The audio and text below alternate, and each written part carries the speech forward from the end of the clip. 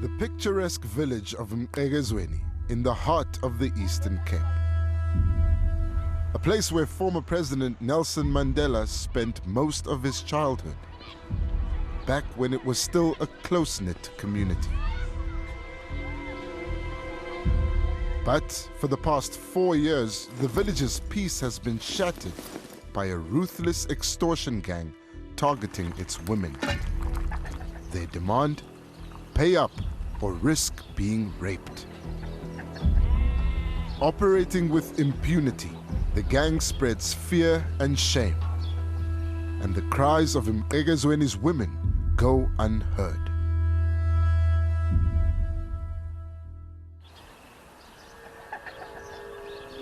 Night after night, the villagers lock themselves indoors, anxious about the balaclava-wearing men who arrive on horseback.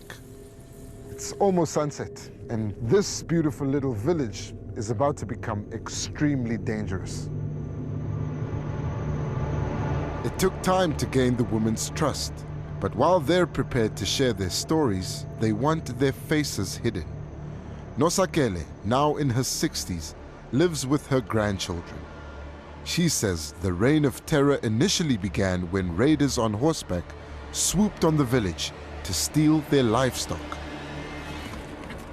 Kwaqala ezigusheni kwalahleka zonke igusha ndazikhangela ndazincama kanti yindlela yokungena kwalomoya. The livestock theft escalated to break-ins and then rape and extortion. One night, one of the gang forced his way into a home. Lo mntana ukungena kwakhe apha wakhaba icango kwabe kukho ibhali ezilapha phandle wancedisa ngazo wabetha iglobe yatsho yaphasalana. Ndiyakhala ngelo xesha yini umntanam ubhubha komntanam kuba yeyingekho lento. Over time, the gang's lust evolved to include 3 sinister demands: a teenage girl, cell phones, and money. Wabuza uba uphina umntana esikolo ebehlala apha kuwo. Umntana esikolo andimazi uba uyephi. Yonke into ebendizawuyenza kulaa mntana ndiyazayenza kuwe, utsho lo mntana. Phakama ke utshuluse. Worse than her own terror was knowing her 3 grandchildren were laying beside her. Imali iphi? Ndithi ke mna imali endinayo yimali bendibekela umasingcwabane 210. Ndicinga uba xa ndinika le mali uza kundiyeka. Hayi, andiwinanga. Hayi ke wazenzela le nto ayifunayo. Andikabikho right namhlanje ndiyazizama uba mandincoko mandihleke nabantu kodwa hayi. After both attacks, a traumatized Nosakele walked a kilometer uphill to the royal homestead to report the home invasion and rape. The police station was 25 kilometers away. The royal family reported the crimes to the police, but there was no further investigation. Not satisfied with terrorizing elderly women, the gang also preys on young girls from a local high school. Nokaya, not her real name, provides boarding facilities for girls from distant villages. Apha ebantwaneni besikolo bathi kubo nje mabekhabe ucango bangena. Bathi hayi asizunirape into esiyifunayo sizofuna ifoni. Zemke ifoni eziyi-8. But that wasn't the last they saw of the men. Kuzokwala okwesine. Ndandiyakwalele nangoko. Ndeva kukrotyoza ifestile kule ndlu lingapha le inophahla liphakamileyo. Babebetha ngezabhokhwe. Bathatha lo udade wabo nomncinci usesikolweni. Hayi ke bahamba naye bemka naye ixeshana elide bayokumrape. amaphoyisa ngomthatha Ubanjwa kwaba babanjiswe into abasikwe ile festile. Amapolisa afika kuphi igazi elehlileyo apha. Bangabantu ke azawubuya amapolisa akazabuya amapolisa. This is the Biki police station, aptly named. It's meant to serve 62 villages, but it's no wonder it can't keep up. The police say they're under-resourced and outnumbered. Just 27 officers have to cover kilometers of rugged terrain. After 4 years of inaction and increased media coverage, Police Minister Bheki Cele and a delegation from the Eastern Cape government visited the village for a community safety imbizo. The minister pledged support for the Biki police station.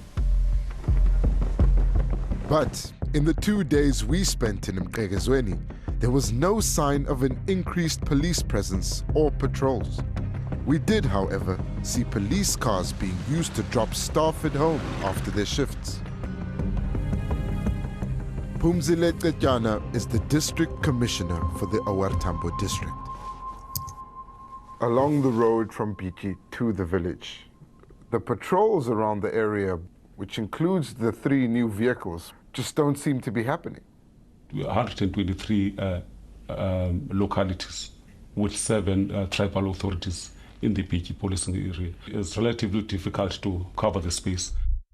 Qetyana wasn't telling us anything we didn't already know, that the police station is strapped for resources. So why don't you just take more police there? It's not as easy as you say, because the police station is a Lieutenant Colonel station. Now there's a specific number allocated to that police station. But you seem to suggest your hands are tied. Where does that leave the villagers? There's a feasibility study that is being done currently by head office and provincial office. Data has been collected to see if the police station area qualifies to be upgraded to a higher level than it is now.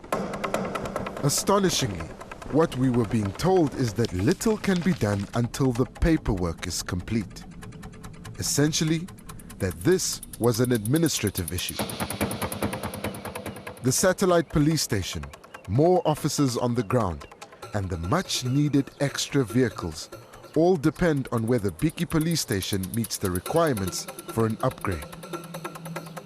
In the meantime, the women and young girls of this village continue to live in fear.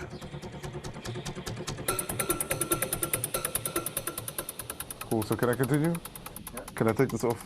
Then, as we were preparing to leave, came an alarming admission from Qetyana. Unfortunately, they don't report this, the extortion part. They don't report, you just hear it somewhere. Or they say, give us your phones and your money and then we'll leave. That one is not recorded. At our records.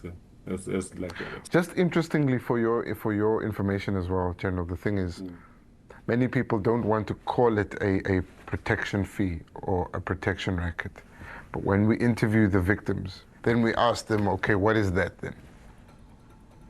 Because that's extortion, isn't it? Yeah, exactly. Well, when you see the piece, you'll see some of these interviews will be included. But the Major General's denials of a sinister extortion racket in the area comes as little surprise. Later on, we learnt that the most fruitful investigation of the Balaclava gang, which led to 3 arrests, was conducted by the community and not the police. It happened after the last break-in at Nokaya's boarding facility. Having lost trust in the police, the villagers now seek refuge in the royal homestead. Because abanayo enye indawo abacinga fanuba is safer than kwindawo abahlala kuzo. Mqhekezweni is ruled by a tribal council led by a chieftaincy that descends from the Abatembu royal family, the Dalindyebos. This is Nogcinile Mtikhaga, a senior member of the royal family and the mother of the late chief Zanomteto. She told us that even the royal homestead isn't safe from attack. Even I myself here at Grey Place, I know but I'm not safe because bangenile nalapha basikhaba incango bathatha zonke into abafuna ukusithatha ebantwaneni besikolo abahlala apha. As the threat of attack continues, many families are leaving. Njengoba lelali imbi inje bese ndicinga mina uba ndithathe onke impahla yami amadlavana am ngimke noba ndiyolala ehlathini. Sinexhala singabazali into okokubana sakufa lo mqhekezo sawushiya kubani. Akubonakala into okokubana esi isizalo sinaso nesizizukulwana sinaso senza ngohlobo senza ngalo.